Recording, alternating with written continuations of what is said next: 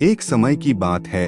हिमालय की खाड़ी के किनारे एक छोटे से शांत गांव में राहुल नाम का एक युवा लड़का रहता था। राहुल अपने क्रोधी स्वभाव और चंचल मन के कारण गांव भर में प्रसिद्ध था। उसका मन हर समय विचारों से भरा रहता था। सोचो कि उसके विचारों के तूफान ने उसके मन को एकदम बेचैन कर दिया था। उसके जीवन से शांति मानो गायब हो गई थी और वह हमेशा अपने ही ख्यालों में खोया रहता था और तनावपूर्ण जीवन जी रहा था। उनके अशांत मन और क्रोध के कारण उनके अपने परिवार के सदस्यों और गांव वालों से भी संबंध अच्छे नहीं थे, जिससे वह और भी अधिक अकेला और अपमानित महसूस करने लगा। वह और भी अधिक मानसिक तनाव की स्थिति में चला जाता है। एक समय की बात है, राहुल अपने गांव की गलियों में घूम रहा था। तभी उनकी मुलाकात एक बौद्ध भिक्षु से हुई जो एक पेड़ की छाया के नीचे ध्यान में बैठे थे। बौद्ध भिक्षु के चेहरे से निर्मल शांति की आभा झलक रही थी। इस असीम शांति में राहुल बौद्ध भिक्षु की ओर आकर्षित हुआ। जब राहुल बौद्ध भिक्षु के करीब आया तो उसे अपने आसपास एक सकारात्मक ऊर्जा का एहसास हुआ। भरत को एहसास हुआ कि इस असीम शांति और सकारात्मक ऊर्जा का स्रोत कहीं न कहीं इस बौद्ध भिक्षु के भीतर ही है। इसलिए वह वहीं बैठकर उसकी आंखें खुलने का इंतजार करने लगा। थोड़ी देर बाद जब बौद्ध भिक्षु की आंख खुली तो उसने एक युवा लड़के को अपने सामने बैठा पाया, जो बहुत तनावग्रस्त और नकारात्मक भावनाओं से भरा हुआ लग रहा था। राहुल ने बौद्ध भिक्षु की ओर उदार भाव से देखा और बहुत विनम्रता से कहा, मालिक, मेरा मन बहुत अशांत है और मेरे मन के विचार मुझे खाए जा रहे हैं। मुझे एक पल के लिए भी शांति महसूस नहीं होती। क्या आप मुझे सिखा सकते हैं कि मैं अपने अशांत मन को कैसे शांत करूं? बौद्ध भिक्षु ने राहुल की पीड़ा को समझते हुए करुण दृष्टि से देखा और कहा, मेरे प्यारे बच्चे, मैं तुम्हें एक कहानी सुनाना चाहता हूँ। इस कहानी में मानसिक शांति और खुशी के रहस्य छिपे हैं। क्या आप कहानी सुनना चाहेंगे?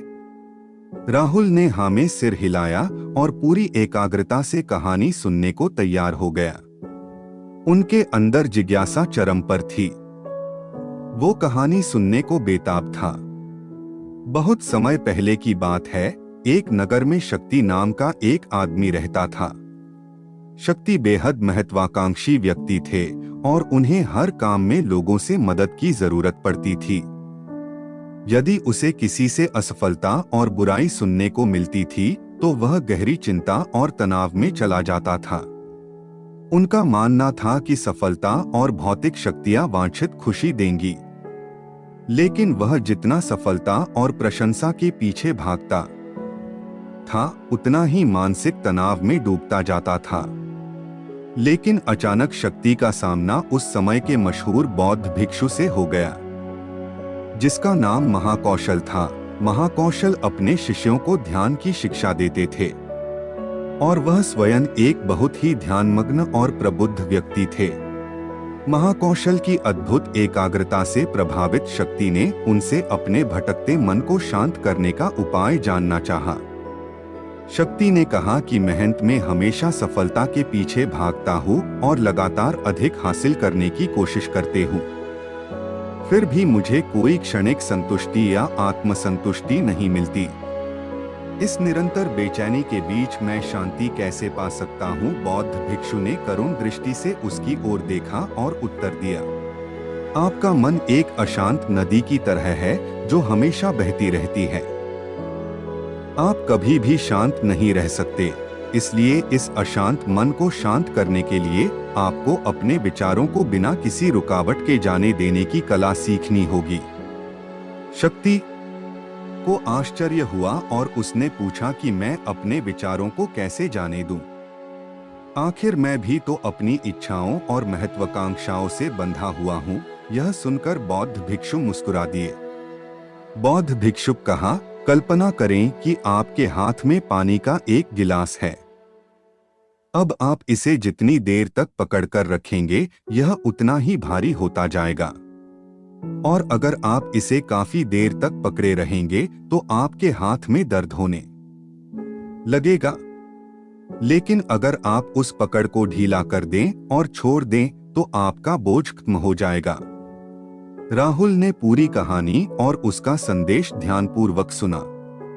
वह समझ गया कि अपने विचारों और इच्छाओं से चिपके रहने से उसका बोझ बढ़ जाता है और अंदर ही अंदर अशांति पैदा कर देता है। अब राहुल को कहानी का अंत सुनने की उत्सुकता से प्रतीक्षा थी। कहकर बौद्ध भिक्षु ने कहानी जारी रखी।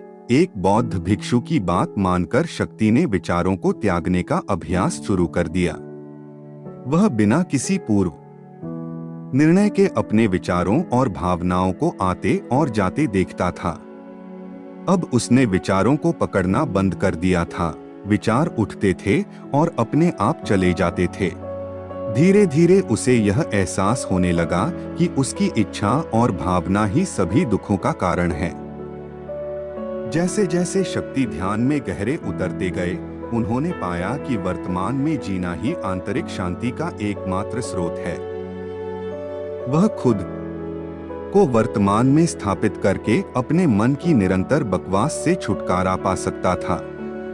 धीरे धीरे शक्ति का मन एक शांत झील की तरह हो गया जो बाहरी दुनिया को अपने अंदर प्रतिबिंबित करती है। उन्होंने जीवन की सादगी में संतोष को अधिक महत्व दिया और भौतिक संपत्ति के प्रति अपना लगाव छोड़ दिया।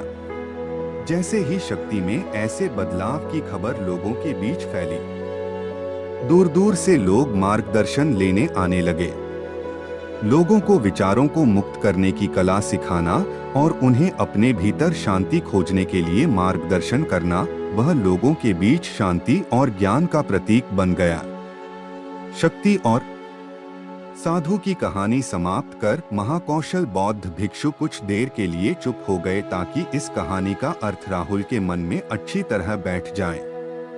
राहुल ने बौद्ध भिक्षु की ओर देखा तो उनकी आंखों में अब एक नई समझ दिखाई दे रही थी।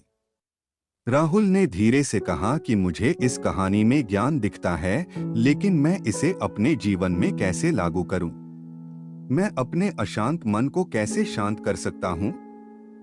राहुल के इस सवाल पर बौद्ध भिक्षु गर्मजोशी से मुस्कुराते हैं और फिर कहा कि अशांत मन को शांत करने का अभ्यास आत्मजागरूकता से शुरू होता है। अपने भीतर उठने वाले विचारों का निरीक्षण करने के लिए प्रतिदिन कुछ समय निकालें। उन भावनाओं पर ध्यान दें जो आपके मन में आती हैं और देखें कि वे कैसे आती हैं और आकाश में गुजरते बादलों की तरह चले जाएं। राहुल ने आंखें बंद कर लीं और बौद्ध भिक्षु के कहे अनुसार अपने विचारों का अवलोकन करने लगे। जैसे ही उसने अपने भीतर उठने वाले विचारों पर ध्यान देना शुरू किया, उसे इसका एहसास हुआ। उसे अपने अंदर चिंता और इच्छाओं की एक निरंतर धारा बहती हुई महसूस हुई। सिर्फ एक एहसास ने ही उसे एक अद्भुत शांति का एहसास कराया। उन्हें यह भी एहसास हुआ कि यह सभी विचारों और भावनाओं से अलग है। बौद्ध भिक्षु ने आगे कहा कि जैसे शक्ति ने खुद को सभी मोहमाया से अलग कर लिया था, वैसे ही अपने मन को अशांतकारी विचारों और भावनाओं से मुक्त करने का अभ्यास विकसित करो। बिना किसी पूर्वाग्रह के विचार को वैसे ही स्वीकार करें जैसे वह आता है और फिर धीरे धीरे उन्हें जाने दें और अपना ध्यान वर्तमान क्षण पर केंद्रित करें। लेकिन राहुल ने टोकते हुए कहा कि अगर विचार और भावनाएं इतनी मजबूत हैं तो क्या होगा? बौद्ध भिक्षु ने कहा यह बना रहता है और मन को छोड़ने से इनकार करता है। बौद्ध भिक्षु ने राहुल की बात से सहमति जताते हुए सिर हिलाया और कहा ऐसे कई मौके आएंगे जब आपके मन में सवालों का बवंडर चल रहा होगा। जब आपका दिमाग आपकी बात ही नहीं सुनेगा तो ऐसे में आपको अपनी सांसों की ताकत पर विश्वास करना होगा।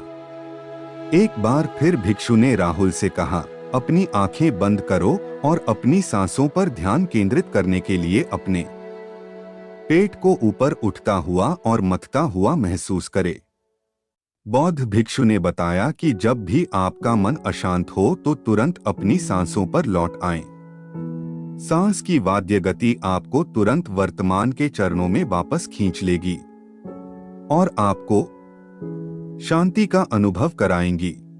एक बौद्ध भिक्षु के निर्देशानुसार आने और जाने वाली सांसों पर ध्यान केंद्रित करने का प्रयास करे। इस छोटे से व्यायाम से उन्हें मानसिक शांति का अनुभव हुआ। उसे याद आया कि उसकी सांसें हमेशा उसके साथ थी, जो उसे वर्तमान क्षण की याद दिलाती थी, आराम और शांति लाती है। राहुल के इस विकास को देखकर बौद्ध भिक्षु मंद मंद मुस्कुराए और बोले, मेरे प्रिय, बेचैन मन को शांत करना एक ऐसा अभ्यास है जिसमें बहुत प्रयास और दृढ़ इच्छा शक्ति की आवश्यकता होती है, क्योंकि लगातार व्यायाम से मांसपेशियां मजबूत होती हैं। उसी तरह नियमित अभ्यास से मन भी शांत होता है।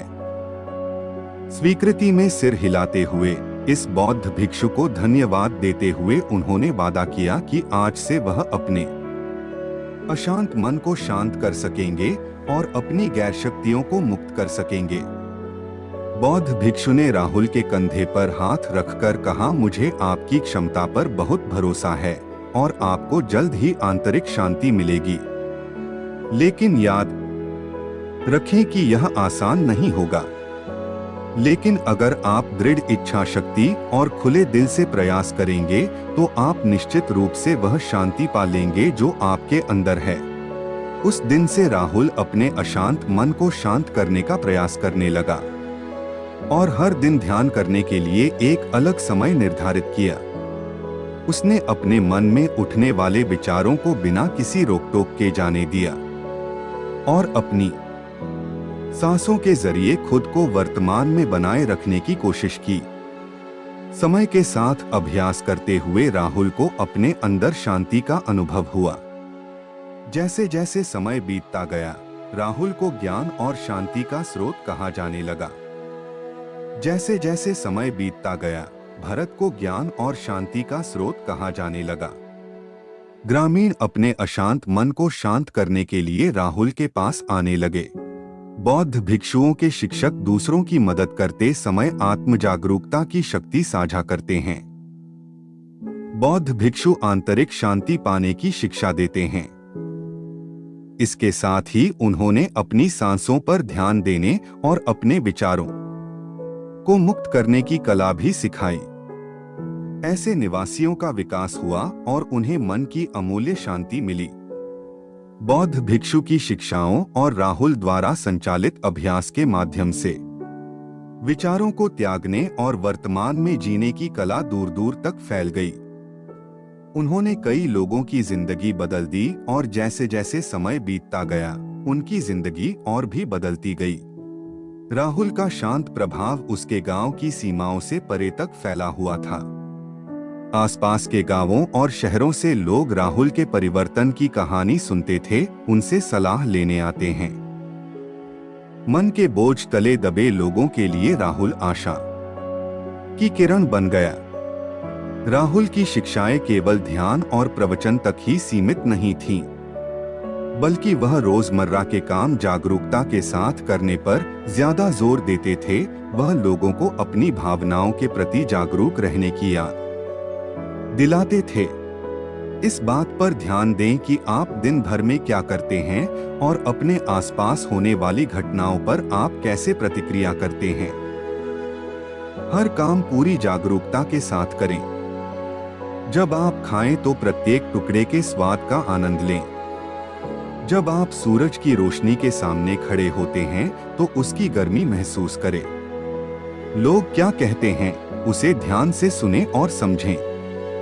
छोटे छोटे बदलावों से लोगों के जीवन में चमत्कारिक परिवर्तन आते हैं। राहुल की शिक्षाओं से लोगों ने सीखा कि जीवन का आनंद वर्तमान में जीने में है। दोस्तों, यह कहानी का अंत है। मुझे आशा है कि आपने इस मोटिवेशनल स्टोरी से बहुत कुछ सीखा होगा। आपका कीमती समय देने के लिए बहुत बहुत धन्यवाद।